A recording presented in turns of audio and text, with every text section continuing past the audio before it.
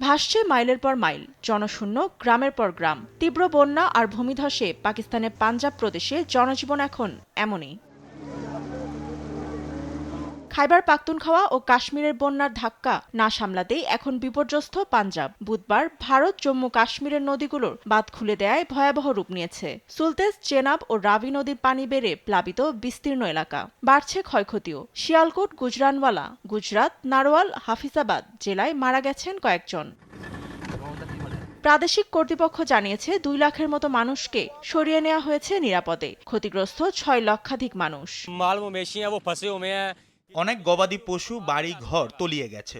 এখানকার যে নৌকা আছে তা বেশি গবাদি পশু আনা নেওয়া করা যায় না। সরকারের উচিত বড় নৌকার ব্যবস্থা এবং আমাদের জন্য পর্যাপ্ত খাবার সরবরাহ করা। खुराक का भी बंदोबस्त किया जाए। উদ্ধার কাজে নিয়োজিত মোহাম্মদ আদিল জানান, সুলতেজ নদীর পানি বেড়ে প্লাবিত লোকালয়। सूरत हाई फ्लड की सिचुएशन है। इस सिचुएशन সুলতেজ নদীর পানি বিপদসীমা ছাড়িয়েছে। আমরা এ পর্যন্ত কয়েক হাজার মানুষ ও গবাদি পশু সরিয়ে নিয়েছি।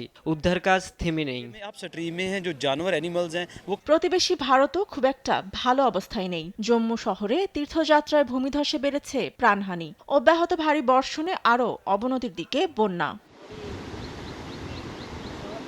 নিউজ ডেস্ক, দেশ টিভি।